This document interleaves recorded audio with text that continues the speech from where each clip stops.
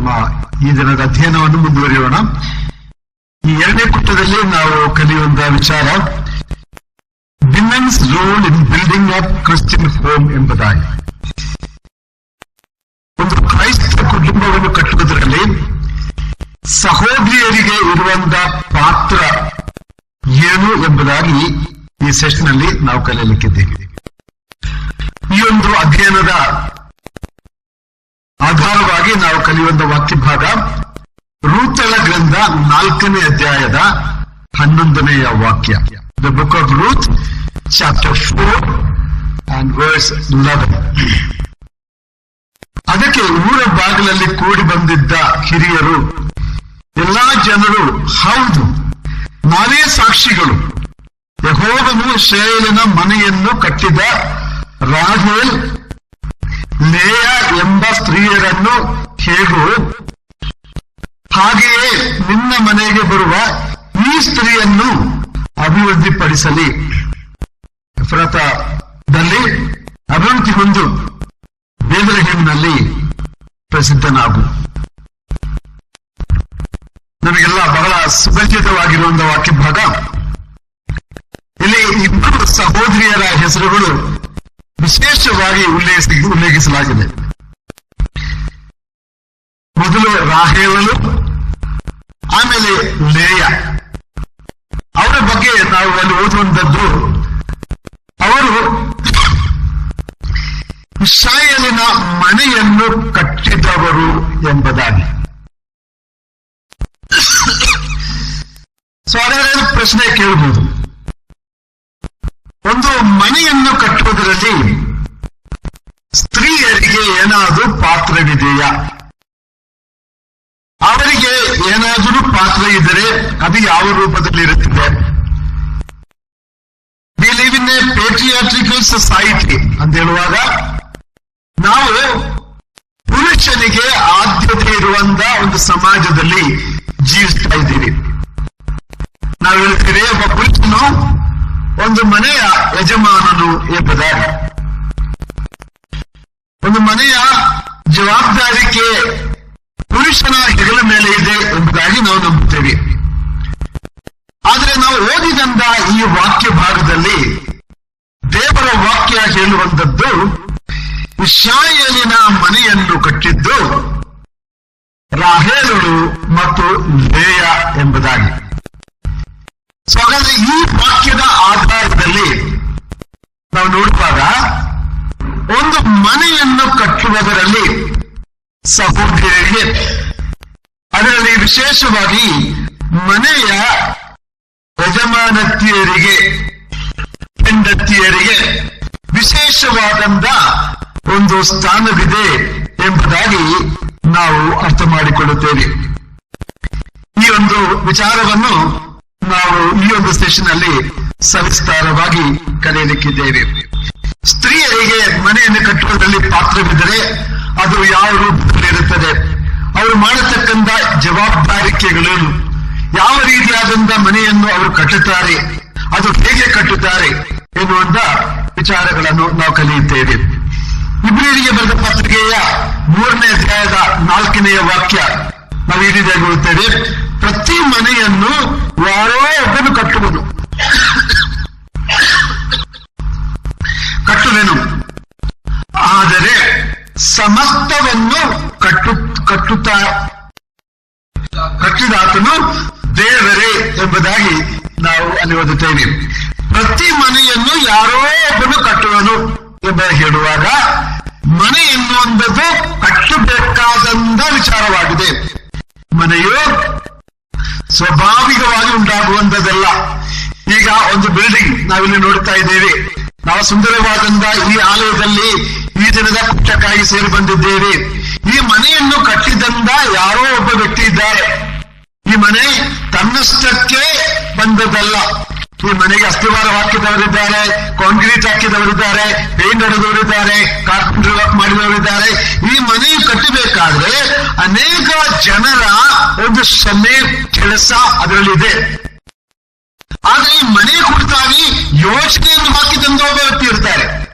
ಈ ರೀತಿಯಾದ ಮನೆ ಕಟ್ಟಬೇಕು, ಇಷ್ಟು ಅಂತಸ್ತಿರಬೇಕು, ಇಷ್ಟು ಕೋಣೆಗಳಿರಬೇಕು, ಈ ರೀತಿಯಾದ ಇಷ್ಟು ಅಳತೆ ಇರಬೇಕು ಎಂಬುದಾಗಿ ಈ ಮನೆ ಕುರಿತಾಗಿ ಆಲೋಚನೆ ಮಾಡಿದ್ರಿಂದ ಒಬ್ಬ ವ್ಯಕ್ತಿ ಇದ್ದಾರೆ. ಈ ಮನೆಗೋಸ್ಕರ ಹಣ ಖರ್ಚು ಮಾಡಿದಂತವರು ಇರ್ತಾರೆ.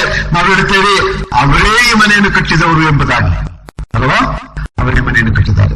ಹಾಗಾಗಿ ಪ್ರತಿ ಮನೆಯನ್ನು ಯಾರೋ ಒಬ್ಬರು ಕಟ್ಟಿದ್ದಾರೆ, ಅದು ತನ್ನಷ್ಟಕ್ಕೆ ಎದ್ದು ಬಂದದಲ್ಲ. ಹಾಗಾದ್ರೆ ಪ್ರತಿಯೊಂದು ಮನೆಗಳನ್ನು ನಾವು ಕಟ್ಟಬೇಕಾದ್ರೆ, ಒಂದು ಬಿಲ್ಡಿಂಗ್ ಕಟ್ಟಬೇಕಾದ್ರೆ ಸುಮಾರು ಕೆಲಸಗಳಿವೆ. ಅಸ್ಥಿವಾರದಿಂದ ಅದು ಪೂರ್ತಿಗೊಳ್ಳುವ ತನಕ, ಸಂಪೂರ್ಣವಾಗಿ ಕೆಲಸ ಮುಗಿಯುವ ತನಕ ಹಲವಾರು ಜನರ ಒಂದು ಕೆಲಸ ಅದರಲ್ಲಿದೆ, ಶ್ರಮೆ ಅದರಲ್ಲಿದೆ, ಆ ಖರ್ಚು ವೆಚ್ಚಗಳಿದೆ, ಸಮಯ ಬೇಕಾಗಿದೆ. ಇವೆಲ್ಲವೂ ಒಂದು ಮನೆಯನ್ನು ಕಟ್ಟುವುದರಲ್ಲಿ ಬೇಕಾಗಿದೆ. ಪ್ರಿಯರೇ, ಹಾಗಾದ್ರೆ ನಿಮ್ಮ ಮನೆ ಕೂಡ ಕಟ್ಟಬೇಕಾದ್ರೆ ಶ್ರಮೆ ಬೇಕು, ಇನ್ವೆಸ್ಟ್ಮೆಂಟ್ ಬೇಕು. ಆ ಮನೆಗೆ ಇವನ್ನು ಕೊಡದೆ ಯಾವುದೇ ಮನೆಯೂ ಕೂಡ ಅಸ್ತಿತ್ವಕ್ಕೆ ಬರುವುದಿಲ್ಲ ಎನ್ನುವಂಥದ್ದು ನಾವು ಅರ್ಥ ಮಾಡಿಕೊಳ್ಳಬೇಕು. ಆದ್ರೆ ಮನೆಯನ್ನು ಕಟ್ಟುವಂತ ಪ್ರತಿಯೊಬ್ಬರು ತಿಳ್ಕೊಳ್ಬೇಕಾದ ವಿಚಾರ, ಪ್ರತಿಯೊಂದು ಸಮಸ್ತವನ್ನು ಕಟ್ಟುವುದು ಯಾರಾಗಿದ್ದಾನೆ? ದೇವರಾಗಿದ್ದಾನೆ. ಹಾಗಾದ್ರೆ ಮನೆ ಕಟ್ಟುವುದು ವಿಶೇಷವಾಗಿ ಅರ್ಥ ಮಾಡಿಕೊಳ್ಬೇಕಾದಂತ ವಿಚಾರ ಏನಂತ ಹೇಳಿದ್ರೆ, ನಮ್ಮ ಮನೆ ಕಟ್ಟುವಂತವನು ದೇವರು ಕಟ್ಟದಿದ್ರೆ ನಮ್ಮ ಮನೆಯನ್ನು ಕಟ್ಟುವುದಕ್ಕೆ ಸಾಧ್ಯವಿಲ್ಲ. ಸಭೆ ಕಟ್ಟುವುದರ ಬಗ್ಗೆ ಅಪೊಸ್ತಲನಾದ ಪೌಲನು 1ನೇ ಕೊರಿಂಥದವರಿಗೆ ಬರೆದ ಪತ್ರಿಕೆಯ 3ನೇ ಅಧ್ಯಾಯದಲ್ಲಿ ಈ ರೀತಿಯಾಗಿ ಹೇಳ್ತಾ ಇದ್ದಾನೆ. ದೇವರು ನನಗೆ ಕೃಪೆಯನ್ನು ಕೊಟ್ಟ ಪ್ರಕಾರ ನಾನು ಪ್ರವೀಣ ಶಿಲ್ಪಿ ಎಂದೇ ಅಸ್ಥಿವಾರ ಹಾಕಿದನು, ಮತ್ತೊಬ್ಬನು ಅದರ ಮೇಲೆ ಕಟ್ಟುತ್ತಾನೆ, ಮತ್ತೊಬ್ಬನು ತಾನು ಅದರ ಮೇಲೆ ಹೇಗೆ ಕಟ್ಟುತ್ತಾನೋ ಎಚ್ಚರಿಕೆಯಾಗಿರಬೇಕು ಎಂಬುದಾಗಿ. ಇಲ್ಲಿ ಪೌಲ ಹೇಳ್ತಾನೆ, ದೇವರು ನನಗೆ ಕೃಪೆಯನ್ನು ಕೊಟ್ಟ ಹಾಗೆ ನಾನು ಈ ಒಂದು ಸಭೆಯನ್ನು ಎನ್ನುವ ಈ ಒಂದು ಕಟ್ಟಡದ ಆ ಒಂದು ಕಟ್ಟಡವನ್ನು ಕಟ್ಟುವುದಕ್ಕಾಗಿ ನಾನು ತೊಡಗಿಕೊಂಡಿದ್ದೇನೆ. ಒಬ್ಬನು ಫೌಂಡೇಶನ್ ಹಾಕ್ತಾನೆ, ಒಬ್ಬನು ಅದರ ಮೇಲೆ ಕಟ್ಟುತ್ತಾನೆ. ಆದ್ರೆ ಅವನು ಹೇಳುವಂಥವನು ಪ್ರತಿಯೊಬ್ಬನು ಹೇಗೆ ಕಟ್ಟುತ್ತಾನೋ ಎನ್ನುವುದರ ಬಗ್ಗೆ ಹೇಗಿರಬೇಕು? ಎಚ್ಚರವಾಗಿರಬೇಕು. One should be very careful how he builds. ಅದು ಸಭೆಗೆ ಅನ್ವಯವಾಗಿರುವಂತಹ ಒಂದು ತತ್ವವಾದರೆ ಅದು ಕುಟುಂಬಕ್ಕೆ ಕೂಡ ಅನ್ವಯವಾಗಿರುವಂತಹ ತತ್ವವಾಗಿದೆ. ಬೇರೆ ನಾವು ಮನೆಯನ್ನು ಕಟ್ಟುವಂಥದ್ದು ನಮ್ಮ ಜವಾಬ್ದಾರಿಕೆಯಾಗಿದೆ. ಪ್ರತಿಯೊಂದು ಮನೆಯೂ ಕೂಡ ಕಟ್ಟುವಂಥದ್ದಾಗಿದೆ. ಆ ಕಟ್ಟುವಂತ ಮನೆ ಹೇಗೆ ಕಟ್ಟುವುದು ಎನ್ನುವುದರ ಬಗ್ಗೆ ಪ್ರತಿಯೊಬ್ಬರು ಕೂಡ ಸೂಕ್ಷ್ಮವಾಗಿರಬೇಕು. Very carefully you must build your house. ಆ ಎಚ್ಚರಿಕೆ ಇಲ್ಲದಿದ್ರೆ, ಎಚ್ಚರವಾಗಿದ್ದು ಕಟ್ಟದಿದ್ರೆ ಆ ಮನೆಯು ಬಿದ್ದು ಹೋಗ್ತದೆ. ಸೊ ಪ್ರತಿಯೊಂದು ಮನೆಯು ಕೂಡ ಎಚ್ಚರವಾಗಿದ್ದು ಕಟ್ಟಬೇಕಾದಂತ, ಸೂಕ್ಷ್ಮವಾಗಿ ಕಟ್ಟಬೇಕಾದಂತ ವಿಚಾರವಾಗಿದೆ. ಒಂದು ಮನೆಯಲ್ಲಿ ನಾನು ಮೊದಲು ಹೇಳಿದ ಹಾಗೆ ಮನೆಯಲ್ಲಿ ಅತಿ ಪ್ರಾಮುಖ್ಯವಾದಂತ ವಿಚಾರ ಎಂದರೆ ಮದುವೆ, ದಾಂಪತ್ಯ ಜೀವನ. ಎರಡು ಬೇರೆ ಬೇರೆ ಕುಟುಂಬಗಳಲ್ಲಿ ಹುಟ್ಟಿ ಬೆಳೆದಂತ ಇಬ್ಬರು ವ್ಯಕ್ತಿಗಳು ಜೊತೆಯಾಗಿ ಜೀವನ ಮಾಡುವಂಥದ್ದು. ಅವರಲ್ಲಿ ಭಿನ್ನಾಭಿಪ್ರಾಯಗಳಿರ್ಬೋದು, ಒಂದು ವೇಳೆ ಅವರ ತಾತ್ಪರ್ಯಗಳು, ಅವರ ಇಷ್ಟಗಳು, ಅವರ ಅನಿಷ್ಟಗಳು ಬೇರೆ ಬೇರೆ ಆಗಿರ್ಬೋದು, ವಿಭಿನ್ನವಾಗಿರ್ಬೋದು. ಆದರೆ ಅವರು ಒಟ್ಟಾಗಿ ಸೇರಿ ಕುಟುಂಬವನ್ನು ಕಟ್ಟುವಾಗ ಅವರು ತಮಗಿರುವಂತಹ ಇಷ್ಟಾನಿಷ್ಟಗಳನ್ನು, ಅನಿಷ್ಟಗಳನ್ನು ಬದಿಯಲ್ಲಿಟ್ಟು ಆ ಕುಟುಂಬದ ಹಿತಕ್ಕಾಗಿ ಅದನ್ನು ಕಟ್ಟುವಂತವರಾಗಿರುತ್ತಾರೆ. ಹಾಗಾಗಿ ದಾಂಪತ್ಯ ಜೀವನದ ಕುರಿತಾಗಿ ಮತ್ತೊಂದು ಮಾತನ್ನು ಹೇಳ್ತಾ ನಾನು ಮುಂದೆ ಹೇಳ್ತೇನೆ. There are 4 words for a strong marriage. ಒಂದು ಬಹಳ ಉತ್ತಮವಾದಂತ ಒಂದು ದಾಂಪತ್ಯ ಜೀವನದಲ್ಲಿ 4 ಗೋಡೆಗಳನ್ನು ನಾವು ನೋಡಬಹುದು. ಯಾವುದೆಲ್ಲ 4 ಗೋಡೆ? ಮೊದಲನೇ ಅಂಶ ಕಮಿಟ್ಮೆಂಟ್, ಸಮರ್ಪಣೆ. ಎರಡನೇ ಅಂಶ ಕಮ್ಯುನಿಕೇಶನ್ ಅಥವಾ ಮಾತುಕತೆಗಳು, ಕಮ್ಯುನಿಕೇಶನ್, ಸಂಪರ್ಕಗಳು. ಮೂರನೇ ಅಂಶ ಒಂದು ದಾಂಪತ್ಯ ಜೀವನದಲ್ಲಿ ಅಫರ್ಮೇಷನ್ ಎಂಬುದಾಗಿ ಹೇಳುವಾಗ ನಾವು ಮಾಡಬೇಕಾದಂತ ಕಾರ್ಯಗಳಿಗೆ ಒತ್ತು ಕೊಡುವಂಥದ್ದು ಅಥವಾ ಅಪ್ರಿಶಿಯೇಟ್ ಮಾಡುವಂಥದ್ದು, ಅದೆಲ್ಲ ಅದರಲ್ಲಿ ಅಡಕವಾಗಿದೆ. ನಾಲ್ಕನೇ ಅಂಶ, there is a spiritual commitment. ಆತ್ಮೀಕವಾದಂತ ಒಂದು ಸಮರ್ಪಣೆ ಇರಬೇಕು. ಈ 4 ಅಂಶಗಳು ಸೇರುವಾಗ ಮಾತ್ರ ಒಂದು ದಾಂಪತ್ಯ ಜೀವನ ಯಶಸ್ವಿಯಾಗುತ್ತದೆ. ಮೊದಲನೇದಾಗಿ ಸಮರ್ಪಣೆ. ಸತಿಪತಿಗಳು ಪರಸ್ಪರ ಸಮರ್ಪಣೆಯುಳ್ಳವರಾಗಿರಬೇಕು. I am committed to you ಎಂಬುದಾಗಿ ಸತಿಯನ್ನು ಹೇಳಬೇಕು, ಪತಿಯನ್ನು ಹೇಳಬೇಕು. ನಾನು ನಿನಗೆ ಮಾತು ಕೊಡ್ತೇನೆ ಎಂಬುದಾಗಿ ನಾವು ಮೊದಲನೇ ದಿವಸ, ಮದುವೆ ದಿವಸ ಹೇಳ್ತೇವಲ್ಲ, ಮರಣವು ನಮ್ಮನ್ನು ಅಗಲಿಸುವ ತನಕ ನಾನು ನಿನ್ನ ಜೊತೆಯಲ್ಲಿ ಕಷ್ಟಗಳಲ್ಲಿ, ನಷ್ಟಗಳಲ್ಲಿ, ರೋಗಗಳಲ್ಲಿ, ಸಮಸ್ಯೆಗಳಲ್ಲಿ ನಾನು ಇರುತ್ತೇನೆ ಎಂಬುದಾಗಿ ಹೇಳ್ತೇವಲ್ಲ, ದಾಟ್ ಈಸ್ ಕಮಿಟ್ಮೆಂಟ್. ಆ ಒಂದು ಮಾತಿನಂದೇ ನಮ್ಮ ಜೀವನ ನಾವು ನಡೆಸಬೇಕು. That is commitment. ಮೊದಲನೇ ಕಮಿಟ್ಮೆಂಟ್. ಆಮೇಲೆ ಒಂದು ಮದುವೆ ಜೀವನದಲ್ಲಿ ಹಲವಾರು ವಿಚಾರಗಳು ಪರಸ್ಪರ ಚರ್ಚೆ ಮಾಡಿ ತಿಳ್ಕೊಳ್ಬೇಕಾಗುತ್ತದೆ. ಅದು ಬಹಳ ಇಂಪಾರ್ಟೆಂಟ್. ಕಮ್ಯುನಿಕೇಶನ್ ಇರಬೇಕು. ಮೂರನೇದಾಗಿ ಅಲ್ಲಿ ಮಾಡುವಂತ ಕಾರ್ಯಗಳು ಸರಿ ಇದೆಯೋ ಇಲ್ಲವೋ ಎನ್ನುವಂಥದ್ದು ಅವಲೋಕನ ಮಾಡಿ ಅಫರ್ಮೇಷನ್ ಮಾಡಬೇಕು. ಅದನ್ನು ಒತ್ತು ಕೊಟ್ಟು ಅದೇ ಸರಿ ಅಥವಾ ತಪ್ಪಾಗಿದೆ ಎನ್ನುವಂಥದ್ದು ತಿಳಿದು ಮುಂದೆ ಹೋಗ್ಬೇಕಾಗ್ತದೆ. ಇದಕ್ಕಿಂತೆಲ್ಲ ಹೆಚ್ಚಾದಂತ ಅಂಶ ಹೇಳಿದೆ ಆತ್ಮೀಕವಾದಂತ ಒಂದು ಸಂಬಂಧ, ಆತ್ಮೀಕವಾದಂತ ಒಂದು ಸಮರ್ಪಣೆ. ನಾವು ಹೇಳ್ತೇವೆ ಒಬ್ಬ ದೇವರ ಮಗನು ಸೇರಿ ದಾಂಪತ್ಯ ಜೀವನಕ್ಕೆ ಪ್ರವೇಶಿಸುವಾಗ ಅವರಿಬ್ಬರು ಹೇಳ್ತೇವೆ, ನಮಗಿಂದ ನಮ್ಮ ನಾಯಕನಾಗಿ, ನಮ್ಮ ಶಿರಸ್ಸಾಗಿ ಮತ್ತೊಬ್ಬನಿದ್ದಾನೆ. ಅದು ಯಾರು? ಕರ್ತನಾದಂತ ಯೇಸು ಕ್ರಿಸ್ತನು. ಆ ಯೇಸು ಕ್ರಿಸ್ತನ ಶಿರಸ್ಸು, ಆತನ ನಾಯಕತ್ವ ಪರಸ್ಪರ ಅಂಗೀಕಾರ ಮಾಡಿಕೊಳ್ಳುವಂಥದ್ದು. That is called spiritual commitment. ಈ 4 ಸಂಗತಿಗಳು ಜೊತೆಯಾಗಿದ್ದರೆ ಒಂದು ಕ್ರೈಸ್ತ ಕುಟುಂಬದಲ್ಲಿ, ಆತ್ಮಿಕ ಜೀವನದಲ್ಲಿ ಮುಂದೆ ಸಾಗಲು, ಕುಟುಂಬ ಜೀವನದಲ್ಲಿ ಮುಂದೆ ಸಾಗಲು ಸಾಧ್ಯವಾಗುತ್ತದೆ. ಹಾಗಾಗಿ ಈ ಕಮಿಟ್ಮೆಂಟ್ ಕುಟುಂಬ ಜೀವನದಲ್ಲಿ ಪ್ರವೇಶಿಸುತ್ತ ಸತಿಪತಿಗಳಲ್ಲಿ ಕಂಡು ಬಂದರೆ ಆ ಕುಟುಂಬ ಜೀವನ ಅದು ಯಶಸ್ವಿಯಾಗಿರುತ್ತದೆ ಎಂಬುದಾಗಿ ಹೇಳಲಿಕ್ಕೆ ನಾನು ಇಷ್ಟಪಡುತ್ತೇನೆ. ನಾವೀಗ ಓದಿನಿಂದ ವಾಕ್ಯ ಭಾಗಕ್ಕೆ ಹಿಂದಿರುಗಿ ಹೋಗೋಣ. ಅಲ್ಲಿ ಓದುವಂಥದ್ದು ಲೇಯ ಮತ್ತು ರಿಬೇಕಳು, ಇವರಿಬ್ಬರೂ ಸೇರಿ ಆ ಇಸ್ರಾಯೇಲಿನ ಗೃಹವನ್ನು, ಮನೆಯನ್ನು ಕಟ್ಟಿದ್ದಾರೆ ಎಂಬುದಾಗಿ ನಾವು ನೋಡುತ್ತಾ ಇದ್ದೀವಿ. ನಾನು ಈ ಲೇಯಳ ಕುರಿತಾಗಿ ಮತ್ತು ರಾಹೇಲಳ ಕುರಿತಾಗಿ ಒಂದು ಅಧ್ಯಯನವನ್ನೇ ಮಾಡಿದ್ದೇನೆ, ಅವರ ಜೀವನದ ಕುರಿತಾಗಿ. ಒಂದು ವೇಳೆ ದೇವರ ವಾಕ್ಯದಲ್ಲಿ ಅವರ ಕುರಿತಾಗಿರುವಂತ ಹೆಚ್ಚು ಮಾಹಿತಿಗಳನ್ನು ನಾವು ನೋಡ್ತಾ ಇಲ್ಲ. ಬಹಳ ಸಂಕ್ಷಿಪ್ತವಾದಂತ ಕೆಲವೇ ಮಾತುಗಳಲ್ಲಿ ಮಾತ್ರ ಈ 2 ಸಹೋದರಿಯರ ಕುರಿತಾಗಿ ನಾವು ದೇವರ ವಾಕ್ಯದಲ್ಲಿ ಓದುತ್ತಾ ಇದ್ದೇವೆ. ಆದಿಕಾಂಡದ 29ನೇ ಅಧ್ಯಾಯ ಮತ್ತು ಆದಿಕಾಂಡದ 30ನೇ ಅಧ್ಯಾಯ, ಈ 2 ಅಧ್ಯಾಯಗಳಲ್ಲಿ ಇವರ ಕುರಿತಾಗಿ ಕೆಲವು ಅಂಶಗಳನ್ನು ನಾವು ನೋಡ್ತಾ ಇದ್ದೇವೆ. ನಾವು ಅಲ್ಲಿಗೆ ಹೋಗುವಾಗ ಅವರ ಜೀವನದಲ್ಲಿ ಆದಂತ ಎಲ್ಲ ವಿಚಾರಗಳ ಬಗ್ಗೆ ಹೆಚ್ಚಾದಂತ ಮಾಹಿತಿಗಳಿಲ್ಲ. ಅವರು ಹೇಗೆ ಮನೆಯನ್ನು ಕಟ್ಟಿದ್ದಾರೆ ಎನ್ನುವುದರ ಬಗ್ಗೆ ಹೆಚ್ಚಾದಂತ ಮಾಹಿತಿಗಳಿಲ್ಲ. ಆದರೆ ಅವರು ಈ ಯಾಕೋಬನಿಗೆ ಹೇಗೆ ವಿಧೇಯರಾಗಿದ್ದುಕೊಂಡು ಅವರು ನಂಬಿಗಸ್ತರಾದಂತ ಹೆಂಡತಿಯರಾಗಿ, ನಂಬಿಗಸ್ತರಾದಂತ ಮನೆಯ ಯಜಮಾನತಿಯರಾಗಿ ತಮ್ಮ ಮಕ್ಕಳನ್ನು ಹೇಗೆ ಸಾಕಿ ಬೆಳೆಸಿದ್ದಾರೆ ಎಂಬುದರ ಮಾಹಿತಿಗಳನ್ನು ಸಂಕ್ಷಿಪ್ತವಾಗಿ ನಾವು ಅಲ್ಲಿ ನೋಡುತ್ತಾ ಇದ್ದೇವೆ. ನಾನು ಅವರ ಜೀವನದಿಂದ 4 ಅಂಶಗಳನ್ನು ನಮ್ಮ ಮುಂದೆ ತರೋದಕ್ಕಾಗಿ ನಾನು ಇಷ್ಟಪಡುತ್ತೇನೆ. 4 ಅಂಶಗಳು. ಮೊದಲನೇ ಅಂಶ ಎಂದರೆ both Rahel and Rachel and Leah loved and obeyed Jacob. ಈ ರಾಹೇಲನು ಮತ್ತು ಲೇಯಳು ಇವರಿಬ್ಬರು ಕೂಡ ಯಾಕೋಬನನ್ನು ಬಹಳವಾಗಿ ಪ್ರೀತಿ ಮಾಡಿದರು. ಹೇಳುವಾಗ ಅದರ ಹಿನ್ನೆಲೆಯನ್ನು ಸ್ವಲ್ಪ ಹೇಳಬೇಕಾಗುತ್ತೆ, ಇಲ್ಲದಿದ್ದರೆ ನಿಮಗೆ ಅದು ಬೇಗನೆ ಅರ್ಥವಾಗುವುದಿಲ್ಲ. ನಿಮ್ಗೆ ಗೊತ್ತಿದೆ, ಈ ಯಾಕೋಬನು 2 ಸಾರಿ ಮದುವೆ ಮಾಡಿದ್ದಾನೆ. ಅಕ್ಕ ತಂಗಿಯರನ್ನು ಮದುವೆ ಮಾಡಿಕೊಂಡಿದ್ದಾನೆ. ಯಾಕೋಬನು ಯವನಸ್ಥನಾಗಿದ್ದಾಗ ಆತನು ತನ್ನ ಸೋದರ ಮಾವನ ಮನೆಗೆ ಬಂದ. ಅಲ್ಲಿ ಆ ಮಾವನ ಕಿರಿಯ ಮಗಳನ್ನು ನೋಡಿ ಆತನು ಇಷ್ಟಪಟ್ಟಿದ್ದಾನೆ. ಆಕೆ ಜೊತೆಯಲ್ಲಿ ಒಂದು ಪ್ರೀತಿ ಬೆಳೆಯಿತು. ಆಕೆಯನ್ನು ಯಾವತ್ತೋ ಒಂದು ದಿವಸ ಮದುವೆ ಮಾಡಿಕೊಳ್ಳುತ್ತೇನೆ ಎನ್ನುವಂತ ಕನಸು ಕೂಡ ಆತನ ಮನಸ್ಸಿನಲ್ಲಿ ಬೆಳೆಯುತ್ತಾ ಬಂತು.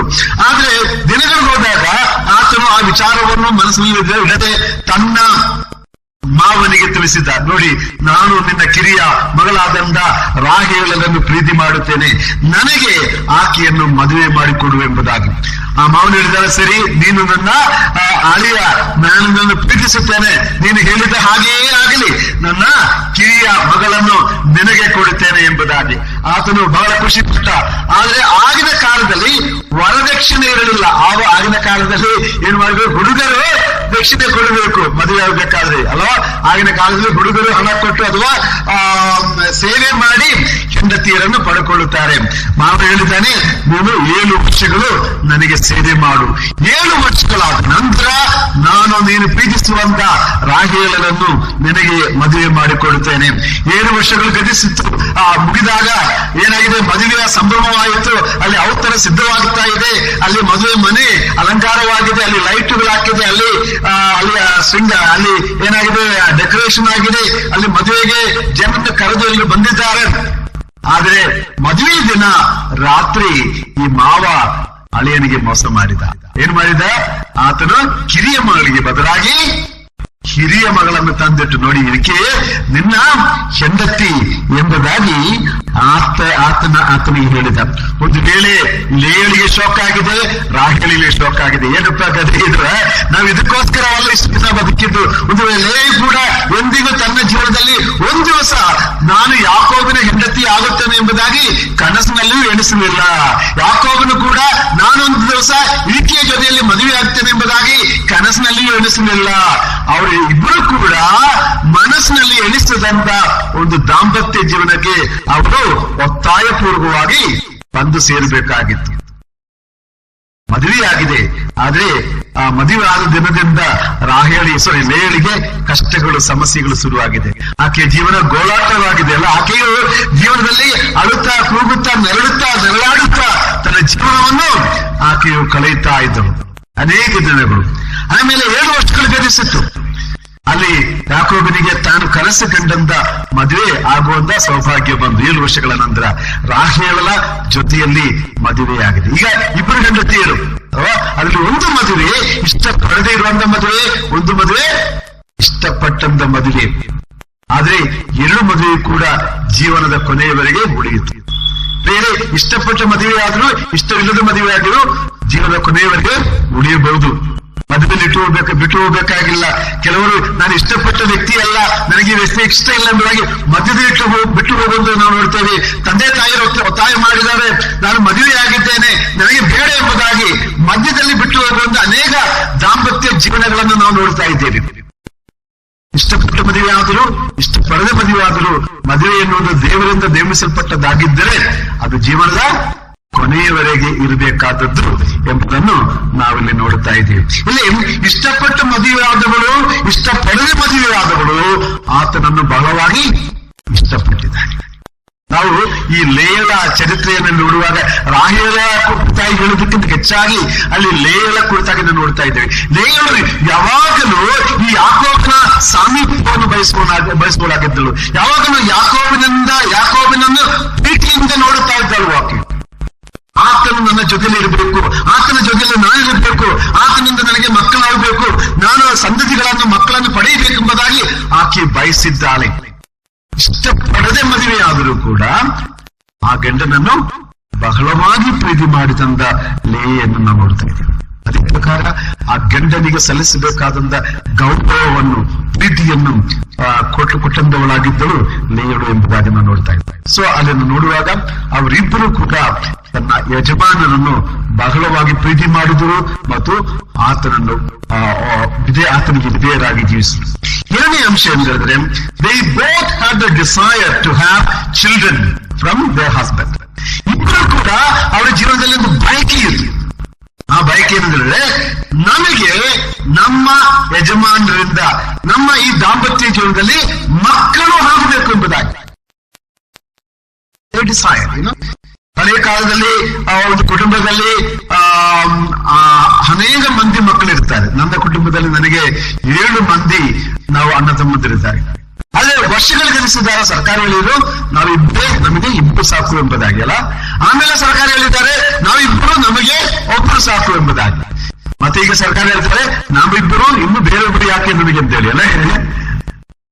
ಹಂಗೆ ಹೇಳುವಂತ ಒಂದು ಕಾಲಕ್ಕೆ ನಾವು ಬಂದಿದ್ದೀವಿ. ಅಂದ್ರೆ ಈಗಿನ ಟ್ರೆಂಡ್ ಹೇಳಿದ್ರೆ ನಾವಿಬ್ಬರು ಮದುವೆ ಮಾಡಿಕೊಂಡು ಯಾಕೆ ಮಕ್ಕಳು ಮರಿಗಳು ಅದರ ಕಷ್ಟ ನಷ್ಟ ಯಾಕೆ ನಮಗೆ ಅಲ್ಲ, ಅದು ಬೇಡ, ನಾವಿಬ್ರು ಸಾಕು, ಕೊನೆಯವರೆಗೆ ನಾವು ಇಬ್ಬರಾಗಿ ಉಳ್ಕೊಳ್ಳೋಣ ಎಂಬುದಾಗಿ.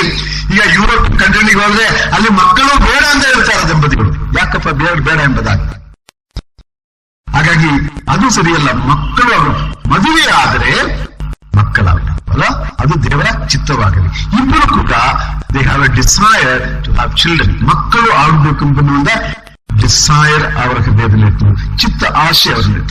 ಮೂರನೇ ಅಂಶ ಅವ್ರ ಕುರಿತಾಗಿ ಹೇಳೋದು, they both lived with Jacob although there were disagreements between them.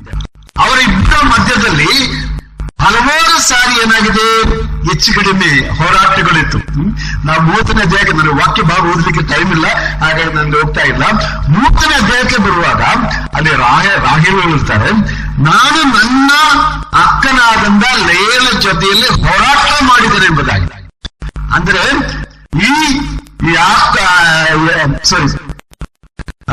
ರಾಹೇಲಳ ಮತ್ತು ಲೇಯಳ ಮಧ್ಯದಲ್ಲಿ ಯಾವಾಗಲೂ ಜಗಳಗಳಾಗ್ತಾ ಇತ್ತು. There was a fight between them, ಪ್ರೀತಿಯಲ್ಲಿ. ಆದರೂ ಕೂಡ ಅವರು ಪರಸ್ಪರವಾಗಲಿಲ್ಲ.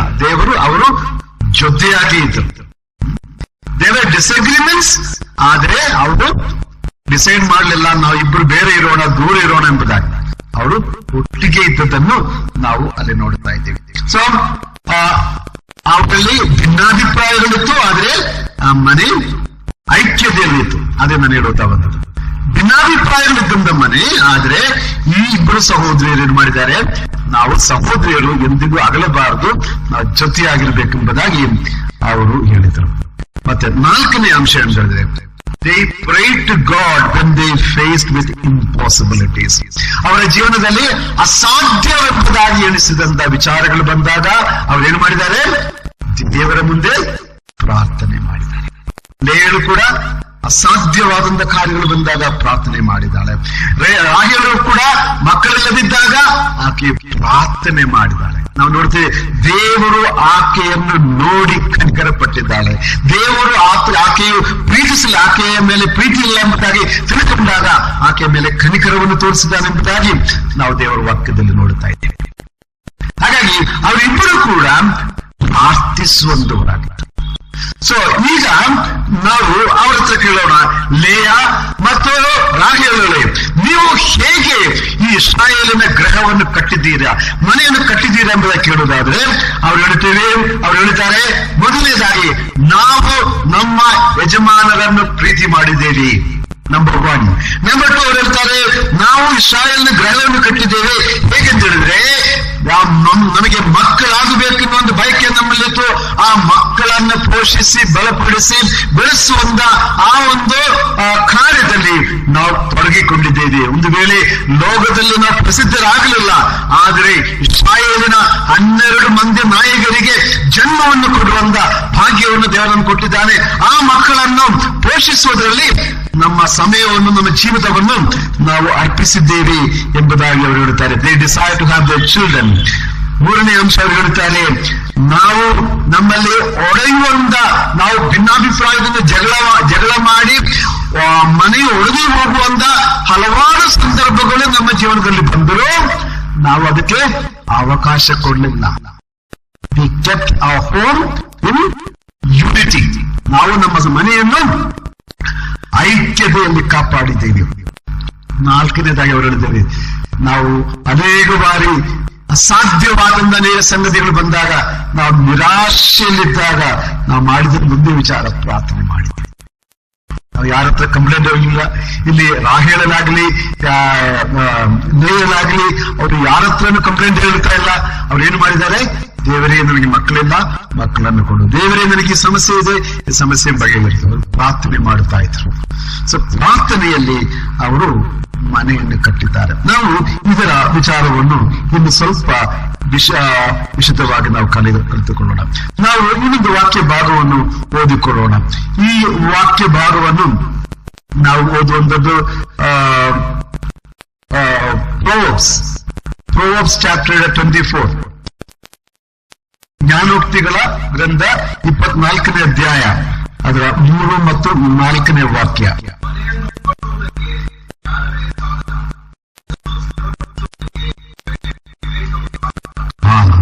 ಮನೆಯನ್ನು ಕಟ್ಟುವುದಕ್ಕೆ ಜ್ಞಾನವೇ ಸಾಧನ, ಅದನ್ನು ಸ್ಥಿರಪಡಿಸುವುದಕ್ಕೆ ವಿವೇಕವೇ ಆಧಾರ ಎಂಬುದಾಗಿ ನಾವು ಇಲ್ಲಿ ನೋಡುತ್ತಾ ಇದ್ದೇವೆ.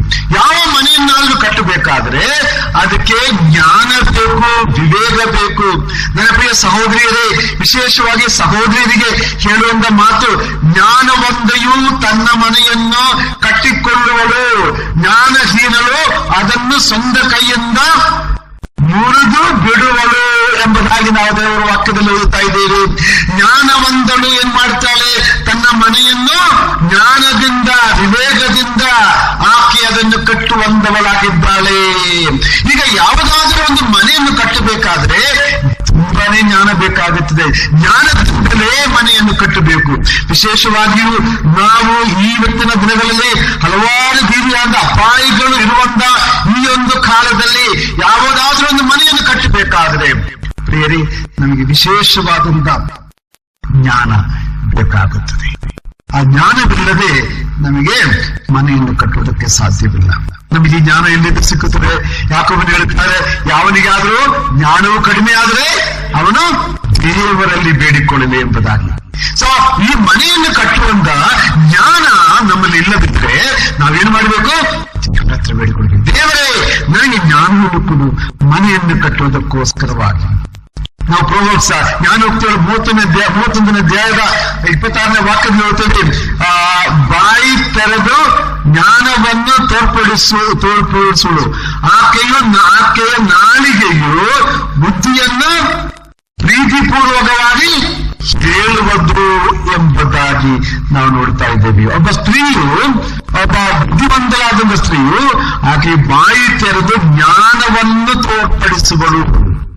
ನಿಮ್ಮಲ್ಲಿ ಎಷ್ಟು ಮಂದಿ ಸಹೋದರಿಯರ ಬಗ್ಗೆ ನಿಮ್ಮ ಯಜಮಾನರು, ನಿಮ್ಮ ಮನೆಯಲ್ಲಿ ಇರುವಂತವ್ರು ಹೇಳ್ತಾರೆ, ಓ ನನ್ನ ಹೆಂಡತಿ ಜ್ಞಾನಿ ಆದವಳು, ಅವಳು ಹೇಳುವಂತ ಮಾತುಗಳಿದೆಯಲ್ಲ ಅದು ಜ್ಞಾನದಿಂದ ಹೇಳುತ್ತಾಳೆ, ಅವಳು ಹೇಳುವಂತ ಉಪದೇಶಗಳಿದೆಯಲ್ಲ ಅದು ಜ್ಞಾನದಿಂದ ಹೇಳುತ್ತಾಳೆ ಎಂಬುದಾಗಿ ನಿಮ್ಮಲ್ಲಿ ಎಷ್ಟು ಜನರ ಕುರಿತಾಗಿ ಸಹೋದರರು ಹೇಳುತ್ತಾರೆ. ಸಹೋದರಿಯರಿಗೆ ಮಾತ್ರವಲ್ಲ, ಸಹೋದರಿಗೆ ಕೂಡ ಯಾವುದಾದ್ರೂ ಮನೆಯನ್ನು ಕಟ್ಟಬೇಕಾದ್ರೆ, ನಿಮ್ಮ ಸ್ವಂತ ಮನೆಗಳನ್ನು ಕಟ್ಟಬೇಕಾದ್ರೆ ನಿಮಗೆ ಅಗತ್ಯವಾಗಿ ಬೇಕಾದದ್ದು ಜ್ಞಾನವೇ ಹೊರತು ಮತ್ತು ಏನಲ್ಲ. ಈ ಜ್ಞಾನವು ನಮಗೆ ಬೇಕಾಗುತ್ತೆ. ನಾವು ಯಾಕೋಬನ ಗ್ರಂಥಕ್ಕೆ ಹೋಗುವಾಗ ಮತ್ತೊಂದು ವಾಕ್ಯ ಈ ರೀತಿಯಾಗಿ ಓದ್ತಾ ಇದೆ. 3ನೇ ಅಧ್ಯಾಯ ಅದರ 13ನೇ ವಾಕ್ಯ. ಯಾಕೋಬನ ಗ್ರಂಥ 3ನೇ ಅಧ್ಯಾಯದ 13ನೇ ವಾಕ್ಯದಲ್ಲಿ ಓದ್ತೇವೆ, ನಿಮ್ಮಲ್ಲಿ ಜ್ಞಾನಿಯು ಬುದ್ಧಿವಂತನು ಯಾರು? ಅಂದವನು ಯೋಗ್ಯವಾಗಿ ನಡೆದುಕೊಂಡು ಜ್ಞಾನದ ಸ್ವಾತ್ವಿಕತ್ವದಲ್ಲಿ ತನ್ನ ಕ್ರಿಯೆಗಳನ್ನು ತೋರಿಸಲಿ ಎಂಬುದಾಗಿ. ಇಲ್ಲಿ ಜ್ಞಾನಿಯಾದವನು ಅಥವಾ ಬುದ್ಧಿವಂತನು ಹೇಗೆ ತನ್ನ ಜ್ಞಾನವನ್ನು ತೋರಿಸ್ತಾನೆ? ತನ್ನ ಕ್ರಿಯೆಗಳಲ್ಲಿ. ಜ್ಞಾನವೆನ್ನುವಂಥದ್ದು ಮಾತುಗಳಲ್ಲ, ಮಾತನಾಡುವುದಲ್ಲ. ನಾವು ಹೇಳ್ತೇವೆ ಅವರ ಮಾತಿನಲ್ಲಿ ಎಷ್ಟು ಜ್ಞಾನವಿದೆ ಎಂಬುದಾಗಿ. ಆದ್ರೆ ನಾನು ಹೇಳ್ತೇನೆ, ಈ ಮಾತಿನಲ್ಲಿ ಇರುವುದರಿಂದ ಜ್ಞಾನಕ್ಕಿಂತ ಹೆಚ್ಚಾಗಿ ನಮ್ಮ ಕ್ರಿಯೆಗಳಲ್ಲಿ ನಾವು ತೋರಿಸುವಂತ ಜ್ಞಾನವೇ ಶ್ರೇಷ್ಠವಾದದ್ದು. ಜ್ಞಾನಿಯಾದವನು ತನ್ನ ಕ್ರಿಯೆಗಳಲ್ಲಿ ಅದನ್ನು ತೋರಿಸ್ತಾನೆ ಎಂಬುದಾಗಿ ನಾವು ಈ ಒಂದು ವಾಕ್ಯ ಭಾಗದಲ್ಲಿ ಓದುವಂತವರಾಗಿದ್ದೇವೆ ಪ್ರಿಯರೇ. ಹಾಗಾಗಿ ನಮ್ಮಲ್ಲಿ ಜ್ಞಾನವಿದ್ದರೆ ಆ ಜ್ಞಾನವು ನಮ್ಮ ಮನೆಗಳಲ್ಲಿ, ಮನೆ ಕಟ್ಟುವುದರಲ್ಲಿ, ಮಕ್ಕಳನ್ನು ಪೋಷಿಸುವುದರಲ್ಲಿ, ನಮ್ಮ ಮನೆಯ ವ್ಯವಸ್ಥೆಗಳನ್ನು ಸಿದ್ಧಪಡಿಸುವುದರಲ್ಲಿ ಆ ಜ್ಞಾನವನ್ನು ನಾವು ತೋರಿಸಬೇಕಾಗುತ್ತದೆ. ನಮ್ಮ ಮನೆಯ ನಮ್ಮ ಮಕ್ಕಳನ್ನು ಆತ್ಮಿಕವಾಗಿ ಪೋಷಿಸುವುದರಲ್ಲಿ, ನಮ್ಮ ಮಕ್ಕಳಿಗೆ ಆತ್ಮಿಕ ಜ್ಞಾನವನ್ನು ಕೊಡುವುದರಲ್ಲಿ ನಾವು ಆ ಜ್ಞಾನವನ್ನು ತೋರಿಸುವಂತವರಾಗಿರಬೇಕು. ಈಗ ಜ್ಞಾನಿಯಾದಂತ ಒಬ್ಬ ಆಕೆಯ ಮನೆ ಕಟ್ಟುವಾಗ ಆಕೆ ಏನ್ ಮಾಡ್ತಾಳೆ? ಆ ಜ್ಞಾನದಿಂದ ಕಟ್ಟುತ್ತಾಳೆ ಎಂಬುದಾಗಿ. ಜ್ಞಾನವಿಲ್ಲದವಳು ಏನ್ ಮಾಡ್ತಾಳೆ? ಆಕೆಯ ಕೈಯಿಂದ ಆ ಮನೆಯನ್ನು ಹಾಳು ಮಾಡುತ್ತಾಳೆ ಎಂಬುದಾಗಿ ಪ್ರಿಯರೇ. ಸೊ ಒಬ್ಬ ಸ್ತ್ರೀಯು ಮನಸ್ಸು ಮಾಡಿದರೆ ಮನೆ ಕಟ್ಟಬಹುದು ಅಥವಾ ಮನೆ ಹಾಳು ಮಾಡಬಹುದು, ಒಡೆಯಬಹುದು. ಇದು ಬಹಳ ಪ್ರಾಮುಖ್ಯವಾದದ್ದು. ಸೊ ಒಂದು ಮನೆಯಲ್ಲಿ ಒಬ್ಬ ಸ್ತ್ರೀಯರ ಪಾತ್ರ ಎಷ್ಟಿದೆ ಎಂಬುದಾಗಿ ಆ ವಾಕ್ಯದಿಂದಲೇ ನಾವು ಅರ್ಥ ಮಾಡಿಕೊಳ್ಳಬಹುದು. ಆ ಮನೆ ಕಟ್ಟುವುದರಲ್ಲಿಯೂ ಅಥವಾ ಆ ಮನೆಯು ಹಾಳು ಮಾಡುವುದರಲ್ಲಿಯೂ ಆ ಸ್ತ್ರೀಗೆ ಪಾತ್ರ ಇರುತ್ತದೆ. ಒಂದು ಮನೆಯ ಸ್ತ್ರೀಯು ಚೆನ್ನಾಗಿದ್ದರೆ ಆ ಮನೆಯು ಚೆನ್ನಾಗಿರುತ್ತದೆ. ಯಾವಾಗ ಆ ಮನೆಯ ಯಜಮಾನತಿ ಅಥವಾ ಆ ಮನೆಯ ಹೆಂಗಸು ಹಾಳಾಗಿದ್ದಾಳೋ ಆ ಮನೆಯು ಕೆಟ್ಟು. ಹಾಗಾಗಿ ಇಲ್ಲಿ ಕುಳಿತುಕೊಂಡ ನನ್ನ ಎಲ್ಲ ಸಹೋದರಿಯರಿಗೆ ನಾನು ಬಹಳ ಪ್ರೀತಿಯಿಂದ ಹೇಳುವಂತ ಒಂದು ಮಾತು, ಪ್ರತಿಯೊಂದು ಮನೆಗಳನ್ನು ಕಟ್ಟುವುದರಲ್ಲಿ ನಿಮಗೆ ಒಂದು ವಿಶೇಷವಾದಂತ ಸ್ಥಾನವಿದೆ, ವಿಶೇಷವಾದಂತ ಜವಾಬ್ದಾರಿಕೆ ಇದೆ ಎನ್ನುವಂಥದ್ದು ನೀವು ಅರ್ಥ ಮಾಡಿಕೊಳ್ಳಬೇಕಾಗುತ್ತದೆ. ನಾವು ಮುಂದೆ ಹೋಗೋಣ. ನಾವು ಆದಿಕಾಂಡ 2ನೇ ಅಧ್ಯಾಯಕ್ಕೆ ಹೋಗೋಣ. ಅಲ್ಲಿ ನಾವು ದೇವರು ಆ ಮೊದಲನೆಯ ಕುಟುಂಬವನ್ನು ಸ್ಥಾಪನೆ ಮಾಡುವಾಗ ಆತನು ಹೇಳಿದಂತ ಒಂದು ಮಾತನ್ನು ನಿಮ್ಮ ಮುಂದೆ ತರಲಿಕ್ಕೆ ನಾನು ಇಷ್ಟಪಡುತ್ತೇನೆ.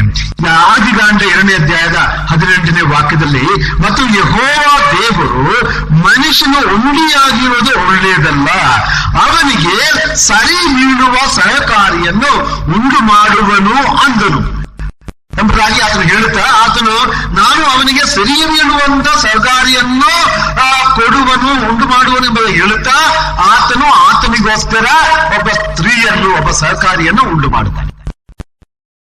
ಆಕೆಯು ಆತನ ಹೆಂಡತಿಯಾದಂತ ಹವ್ವಳು, ನಮಗೆ ಗೊತ್ತಿರುವಂತ ವಿಚಾರ. ಆ ಹೆಂಡತಿ ಆಗಬೇಕಾದಂತ ಅವಳ ಕುರಿತಾಗಿ ದೇವರು ಹೇಳುವಂಥದ್ದು, ಆಕೆಯು ಆತನಿಗೆ ಸರಿ ಬೀಳುವಂತ ಸಹಕಾರಿ ಆಗಿದ್ದಾಳೆ ಎಂಬುದಾಗಿ. ಸೊ ಎ ವೈಸ್ ವುಮನ್ ಅಥವಾ ಮನೆಯನ್ನು ಕಟ್ಟುವಂತ ಬುದ್ಧಿವಂತರಾದಂತ ಒಬ್ಬ ಸ್ತ್ರೀಯು ಮೊದಲನೇದಾಗಿ ಆಕೆಯು ಅರ್ಥ ಮಾಡಿಕೊಳ್ಳುವಂಥದ್ದು, I am a suitable help meet for my husband. ನನ್ನ ಯಜಮಾನನಿಗೆ ಈ ಮನೆಯನ್ನು ಕಟ್ಟುವುದಕ್ಕಾಗಿ ನಾನು ಸರಿ ಬೀಳುವಂತ ಸಹಕಾರಿಯಾಗಿರುತ್ತೇನೆ. I am a helper. So she understands her role in building a house. ಒಂದು ಮನೆಯನ್ನು ಕಟ್ಟುವುದರಲ್ಲಿ ಆಕೆಗಿರುವಂತ ಜವಾಬ್ದಾರಿಕೆ ಏನು ಎಂಬುದಾಗಿ ಆಕೆಯು ಅರ್ಥ ಮಾಡಿಕೊಳ್ಳುತ್ತಾರೆ. ಏನು ಆಕೆ ಜವಾಬ್ದಾರಿಕೆ? ಸಹಕಾರಿ ಆಗಿರುವಂಥದ್ದು. So she realizes and she understands, I am not the boss, I am the helper here. ನಾನು ಈ ಮನೆಯ ಯಜಮಾನನಲ್ಲ, ನಾನು ಈ ಮನೆಯ ಸಹಕಾರಿಯಾಗಿದ್ದೇನೆ. ಈ ಮನೆಯನ್ನು ಕಟ್ಟುವುದರಲ್ಲಿ my role is to help my husband. ಇದು ಜ್ಞಾನದಿಂದ, ತಿಳುವಳಿಕೆಯಿಂದ ಅರ್ಥ ಮಾಡಿಕೊಳ್ಳಬೇಕಾದಂತ ವಿಚಾರವಾಗಿದೆ. ಈಗ ಸಹಕಾರಿ ಎಂಬುದಾಗಿ ಹೇಳುವಾಗ ಒಂದು ವೇಳೆ ನೀವು ತಿಳ್ಕೊಳ್ಬಹುದು, I don't have a permanent place in building my house. ಈ ಮನೆಯನ್ನು ಕಟ್ಟುವುದರಲ್ಲಿ ಪ್ರಾಮುಖ್ಯವಾದಂತ ಸ್ಥಾನ ಇರುವಂತದ್ದು ನನ್ನ ಯಜಮಾನರಿಗೆ, ನಾನು ಕೇವಲ ಸಹಕಾರಿ ಮಾತ್ರವಾಗಿದ್ದೇನೆ.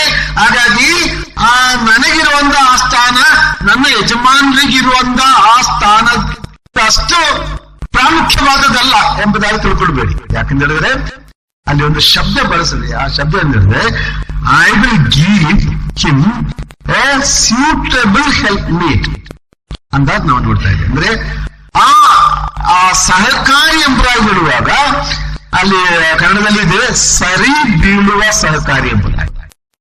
ಸೂಟಬಲ್ ಹೆಲ್ಪ್ ಮೀಟ್ ಎಂಬುದಾಗಿ ಹೇಳುವಾಗ ಸರಿಯಾದಂತ ಪಾರ್ಟ್ನರ್. ಆ ಒಂದು ಕಾರ್ಯಕ್ಕೆ ಇದಕ್ಕಿಂತ ಉತ್ತಮವಾದಂತಹ ಪಾರ್ಟ್ನರ್ ಇಲ್ಲ, ಅಥವಾ ಈ ಪಾರ್ಟ್ನರ್ ಇಲ್ಲದಿದ್ದರೆ ಆ ಕಾರ್ಯ ಸರಿ ಆಗುದಿಲ್ಲ. ಯಾವ ಕಾರ್ಯ? ಮನೆ ಕಟ್ಟುವ ಕಾರ್ಯ. ಮನೆ ಕಟ್ಟುವುದು, ಬಿಲ್ಡಿಂಗ್ ದ ಹೌಸ್.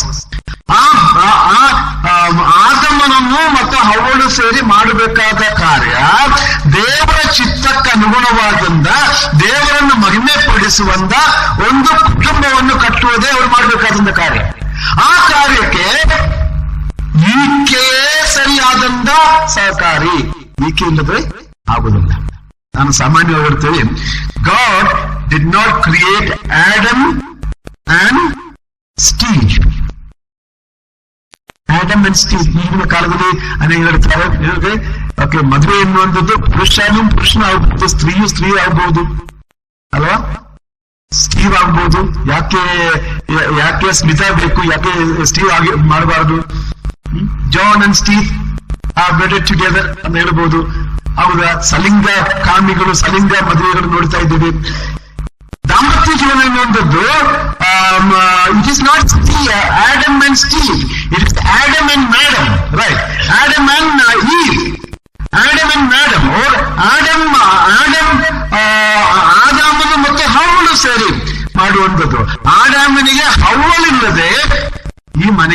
ಬೀಳಲಿಕ್ಕೆ ಸಾಧ್ಯವಿಲ್ಲ. ಅದಕ್ಕೆ ನಾವು ಹೇಳುವುದು ಸರಿ ಬೀಳುವಂತ ಸಹಕಾರಿ ಎಂಬುದಾಗಿ. ಸೊ ಈ ಸರಿ ಬೀಳುವಂತ ಸಹಕಾರಿಯನ್ನು ಮಾಡ್ತಾರೆ. ಸೊ ಆದಾಮನು ಮನೆ ಯಜಮಾನರಾಗಿದ್ದಾರೆ, ಹವ್ವಳು ಮನೆಯ ಕಟ್ಟೋದ್ರಲ್ಲಿ ಸಹಕಾರಿಯಾಗಿದ್ದಾರೆ. ಅಲ್ಲಿ ಏನಾಗ್ತದೆ, ಈ ಹವ್ವಳು ಆದಾಮನ ನಾಯಕತ್ವದಲ್ಲಿ ಈ ಮನೆಯನ್ನು ಕಟ್ಟಬೇಕು ಅಲ್ವಾ, ಮನೆಯನ್ನು ಕಟ್ಟಬೇಕು. ಸೊ ಇಲ್ಲಿ ಎರಡು ಸಂಗತಿಗಳಿದೆ. ಒಂದು ಪ್ರತಿಯೊಂದು ಮನೆಗಳಲ್ಲಿ ಪ್ರತಿಯೊಬ್ಬರ ಸ್ಥಾನ ಅದು ಅವರಿಗಿರುವಂತಹ ಜವಾಬ್ದಾರಿಕೆ, ದ ರೋಲ್ ಅಂಡ್ ರೆಸ್ಪಾನ್ಸಿಬಿಲಿಟಿ ಏನು ಎಂಬುದಾಗಿ ನಾವು ಅರ್ಥ ಮಾಡಿಕೊಳ್ಬೇಕು, ಗುರುತಿಸಿ. ಆ ರೆಸ್ಪಾನ್ಸಿಬಿಲಿಟಿನ ಗುರುತಿಸದಿದ್ರೆ ಮನೆಯಲ್ಲಿ ಗಡಿಬಿಡಿ ಆಗ್ತದೆ ಅಲ್ವಾ, ಅಲ್ಲಿ ಗಲಾಟೆಗಳಾಗ್ತದೆ. ಹೆಂಡತಿ ತಿಳ್ಕೊಡ್ತಾರೆ ನಾನೇ ಯಜಮಾನ ಎಂಬುದಾಗಿ, ಗಂಡ ತಿಳ್ಕೊ ಇಲ್ಲ ನೀನಲ್ಲ ನಾನು ಎಂಬುದಾಗಿ, ಅಲ್ಲಿ ಏನಾಗ್ತದೆ, ಜಗಳ ಆಗ್ತದೆ, ಭಿನ್ನಾಭಿಪ್ರಾಯ ಆಗ್ತದೆ. ಪ್ರತಿಯೊಬ್ಬರು ಅವರ ಜವಾಬ್ದಾರಿಕೆ ಅಂತ ಹೋಗುದು. ಮತ್ತೆ ಇದರಲ್ಲಿ ಇನ್ನೊಂದು ವಿಚಾರ ಅಡಕವಾಗಿದೆ. ಅದೇನೆಂದ್ರೆ, the children born in a wedded married relationship will look after the parents and they understand how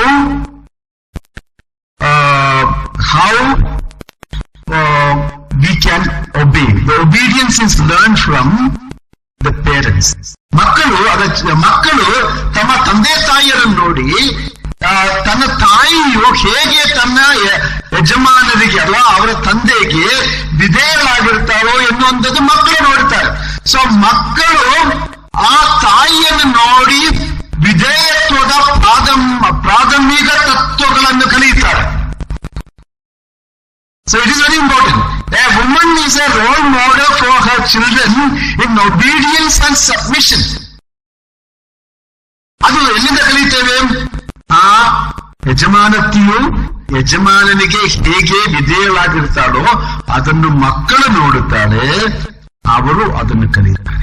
Children learn how to respect and obey by observing their mother's behavior at home.